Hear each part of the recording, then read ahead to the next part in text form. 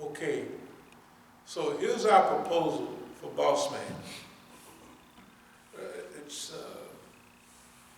all kind of conflict resolution, and it's, they call it a neutrality pact. Neutrality.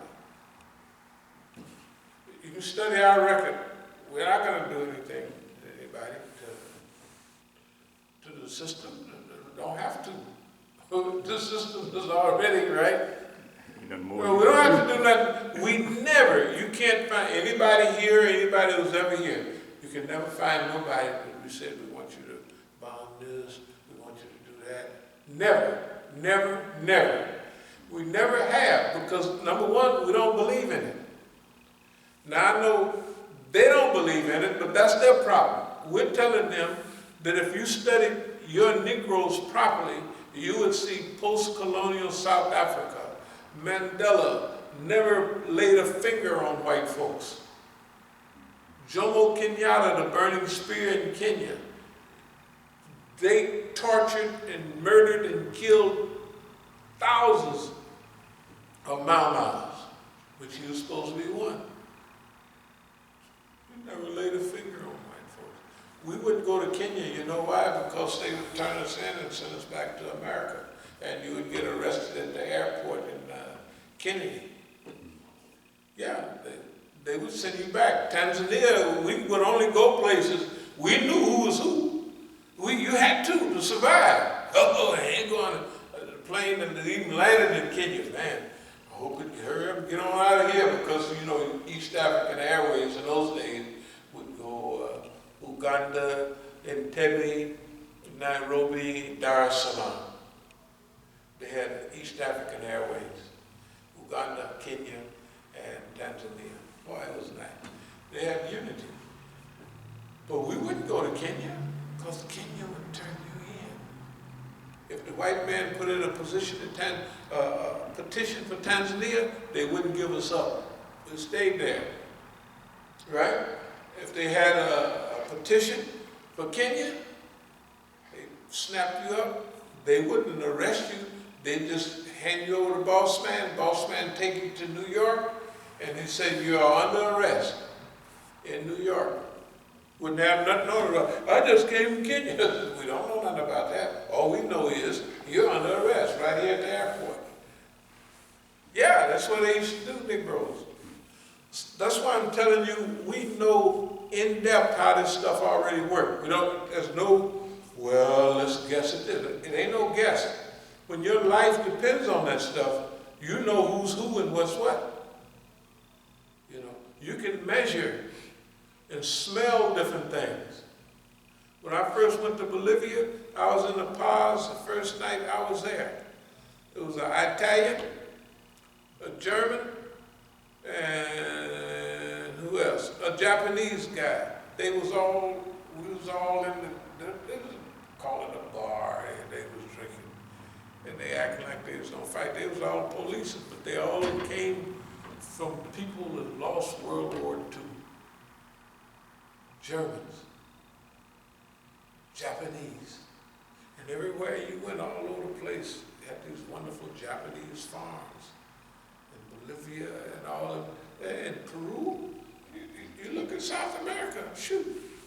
They had a couple of prime ministers from Peru, from Japan. When he wanted to run off, he ran to Japan, right? They were trying to put him in jail in Peru. I don't know if you remember, he ran to Japan. He's Japanese, right? Right. That's like the Germans who went to Argentina. Look at here. They even say Hitler was down there. All I know is, just think. You ever heard of Juan Perón? Yeah. Juan Perón. In that movie Evita, right, that's right. Juan Perón. You ever looked at those uniforms and Heil Hitler? They wasn't saying Heil Hitler, they were just saying Juan Perón. As soon as I got to South America, I said, man, them souped-up hats, them baggy pants, tight right here. I said, that's a German uniform. Then one of my connections, Edgar. Edgar was a Jew from Germany. And Edgar had the whole thing on, two things come from Colombia. Emeralds, green stones, from cocaine. Perfect connection. So man, y'all sitting there with all these emeralds and all this blow. So you know how the Negro, his mind start working and clicking. And anyway, but I'm telling you, all over South America, hey man, they looked like Nazis down in Argentina in the old days. When Avida, the Rubia, she was a blonde. That girl was, they had a movie about Avida. Avida was, Madonna played Avida. That's right,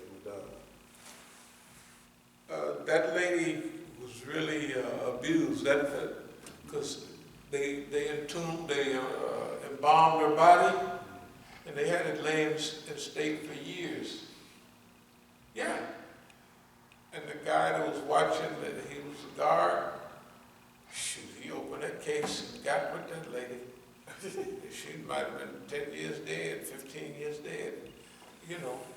That's what she, Juan Perón married another woman. Juan Perón was still big in Argentina. You can read up Juan Perón in 71, 72, not in 54, but he came back.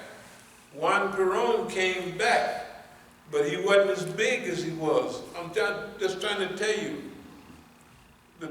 those people spread their tentacles all over the world. Do you know who started the CIA? Just think about it. It used to be OSS. Right. In 1947, who started it? Germans. Right. Sieg Heil. The space program. Von Braun. Zoop. Right? I'm telling you, these people don't care about, they were saying, this closest guy, they found Hitler's body and the lady, could have been anybody. They feel like he went to Argentina and was down there in a mountainous area, and it was just like Bavaria, just like Germany, it's like where he was from. Okay, but the point is, and they felt like the CIA knew he was there. But what the heck, The point is, we want to be involved in a new world transition. Everybody, they know how to do it, they just want to do it. Organizational theory, design, and change. They got, I have 50 of these, not 50, I just have about 9 or 10 of them. Another 5 or 6 of these. All kind of strategic management, all of that stuff. That's all I read. I don't read novels like stuff like that. That's what I study, because that's what we're involved in. And then all the other stuff related to these things that relate to what's happening to the human being in America. We have to stay up on that. And that's why we make an appeal to mean old boss. Basically, the white man. The American white man. Because he used to be the main enemy, but now he's joined in the ranks of the oppressed. Yeah. Welcome to the club. Yeah, welcome to the club. Welcome to the club. Now, but he has to fight for this one. This is not going to be handed to him like World War I and World World War II. World War I, all Britain and everybody was fighting each other from 1914 to 1917. And America comes in 1917. Everybody's tired, been fighting and slugging it out in them trenches for 3 years. America come in with fresh troops, all brand new weapons, right? And say, okay, we're gonna solve this. And they solve it. And the people, the 371st and the 369th, the Harlem Hellfighters, they wouldn't even let them fight in American uniforms. They put them in French uniforms because France lost a whole generation. That's why between World War I and way up into the 50s and 60s, people in France loved black people, especially from America. They loved them. Why? Because they fought for them so hard and they appreciated it. And they didn't have the same type of, that's why jazz musicians, that's why I'll think of somebody named Baker, Josephine Baker. Josephine Baker, the little bubble-eyed man too, that wrote all the books, I'll tell you his name. They went to France because the French people loved them. The people that fought the hardest during World War I was black people from America. In World War II, we call that thieves fall out again for the second time. They're fighting over colonies, both of those wars. Okay, the people that lost World War II, they lost because America was over here by itself. No bombs, no factories being destroyed, and American technology and production just wore the people of the world out. And they sent Americans with superior rifles, superior machine guns, superior bombs, superior airplanes. Nobody in the world had like either B-17s or B-29s. The last, that B-29, that big bomber, nobody had stuff because they didn't have time to stay up. And America had time and had space. Right. And you got to remember, America had all the resources it needed. Oil and everything. It had it here in America at that time.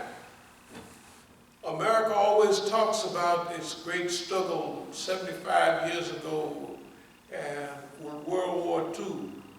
This is different. They're going to have to earn this. America, they're going to have to struggle. And they need people that's going to struggle with them and not against them. This is where the coalition come in. That we want America. We're not saying help us do nothing. We're saying stay out of our business. Nobody wants to get busy doing anything, and here you come along and pull it apart, which you can do. America can have, like they have these flash things, you know, where everybody's there. Right, like when they have a feeding out there, there it go. America can build a masjid down the street and have it full next week. And when it's not needed anymore, they can close it up. America has demonstrations. Millions of women out marching. And we was there at the women's demonstration. You couldn't hardly get down close to the place. You had to get off someplace. And all of a sudden, everybody was listening to us. Remember how smiling? They just smiling. What all these things? And all those buses. There ain't no 2-3 women sitting in a closet somewhere and come up with an idea and want a women's march. And all them people get there, all the tickets, all them women, just the speakers will cost you $1 billion. All them buses, all them unions, all them people, they can do it. If America wants to make a new world, they can do it. They got to convince themselves that it's needed, and this is where we come in. to convince them. We got to educate them. We got to train them. You got to remember, the American people are basic dummies. They don't know how they're being manipulated, right? They don't know how they're being controlled. They don't have any understanding of that. They don't have anything, knowledge of 9/11. They don't know anything about that. And then they have the poor Muslims. The poor Muslims are as bad as the Reformed Jews. The Reform. They might as well call it Reformed Islam, because anything the Quran and Hadith say, they don't do that, except the rituals, the prayer, astaghfirullah, right? But they meeting, challenging, and overcoming the forces of the satanic world, they don't have nothing to do with that. It's our job. It's our pleasure. Now, here's what we're saying. We'll do that. We'll do that. But this is a big job. This is a big job. This thing is happening fast. And just moseying along won't do it. So we need an upgraded program. And an upgraded program means that boss man will stay out of the way, right? Because we're just going to open 4 or 5 Masjid, and that's fine. Because remember, we're trying to get to the hereafter. Right. That hereafter is guaranteed, but what about the world that we're living in? You see what I mean? So, right now, we're concerned a lot about the evolution of the world. Let's call this Mission Impossible. Yeah, Mission Impossible. That's what it is. Just like on TV, they had Mission Impossible. This is, you might as well call it Mission Impossible. A functional, inclusive, temporary constitution. Has to be functional, has to be temporary, 20 years or so, right? And it has to be inclusive. It includes everybody. Or the good people. What's the purpose? America the good. Remember, America the good. Because they don't understand don't mean we don't understand. Remember, right now we're seeing this. And so far, you're not hearing this in this language coming from anybody in the United States, right? Or technically, so either we're all wrong or we're all right. I mean, that's just the way it is. Either our analysis all along for the last 40 years, technically 50 or 60 years, 50 years, have been right or they've been wrong. If they have been right, our analysis, right? Who everybody is, what they're involved in. If we've been right, and the solution that we've had at that time have been the correct solution for the time that we were living in. When we laid on the system and they did what they did, say from 20 years ago on up to now, we changed into the stage we are right now. It's 2002, we had the last program here, 18 years ago. But we went through that period. We initiated the period of transformation then, all going up to just before this period. We have been explaining and arranging that period because that's what we ascertained, that's what people needed to know.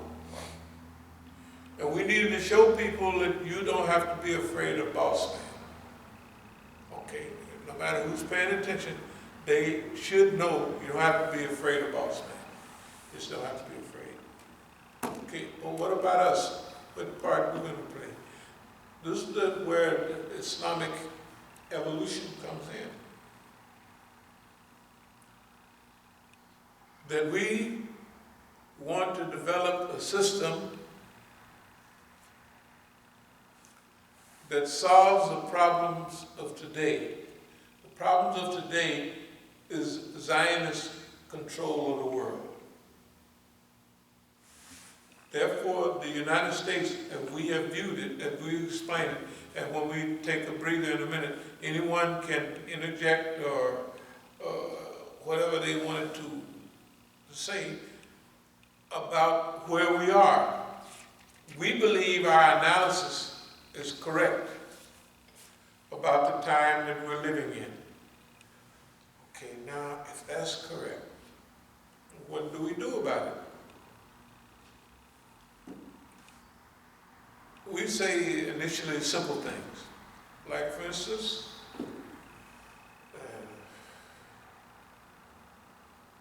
California is just hundreds of thousands of homeless people. They're throwing them away as useless people. That's why the subject last week was on the wasters. Mushrifin, they waste everything. They're wasting all of those millions of people. At least Franklin Roosevelt had enough sense to say, let's put them in conservation camps, let's have them clean up the country, right? Let's have them plant trees, fight forest fires, let's have them do that, okay? Now, here's what we're saying, boss man, you stay out of the way, you leave us alone. But in the meantime, if we want to rent an old military base, right, for $1, just let us have it. All we're going to do is fill it up with the people.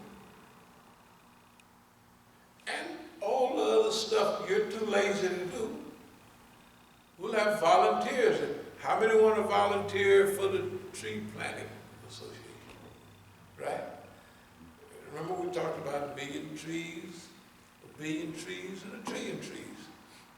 Right? And they're there, and we'll feed them. You just rent us a thing for, we'll get volunteers, we'll get all of that. You know, in fact, we wouldn't want you messing around in there too much. Of course, you can't keep the white man out. I mean, you know, he ain't gonna stay home. But we wanted the people, just like the Quran taught, those people considered weak and of no account. We gave them inheritance in the land. Remember, we always stick to the Quran.